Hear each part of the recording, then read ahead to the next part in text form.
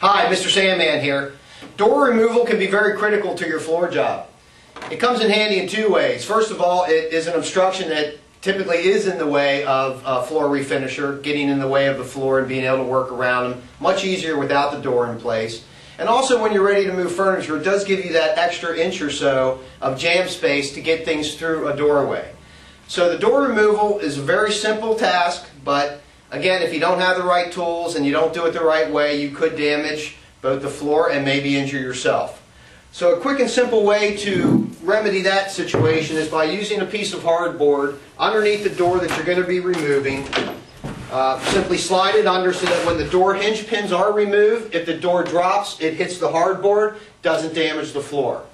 The way you would want to remove a door is by using a few tools, a simple hammer, nail set, and a 5-in-1 tool, which has a nice blade on the front. Can simply be used in two ways. It can be used to either tap underneath to loosen the hinge to pop it up, or the exposed part here, the actual putty knife part, can actually be used then to tap the hinge pin up and out of the door hinge. What you want to do first again is to loosen up these hinges with the use of your tools. And you want to remove your hinges from the bottom up, leaving the top hinge in to support the weight of the door. Simply pulling off the hinges, holding on to them. Once the hinge pins are out, the door is actually going to come off of the hinge and you can let it drop right onto the hardboard. Again, without injuring the floor. You want to set your hinge pins back into the hinge so that they don't get lost.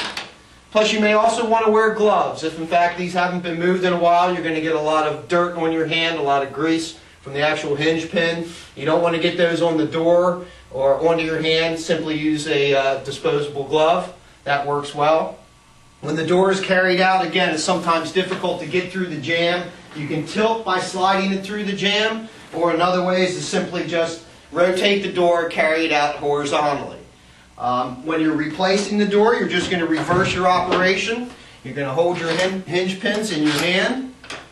Again, using the hardboard underneath, you're going to slide the door up onto the hinge pin, sliding the top hinge on first. Again, that holds the door. You want to pop one pin there. Get one started. You'll get the other two then to align.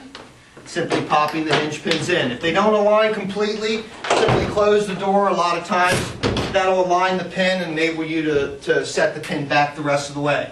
Tap your pins back in,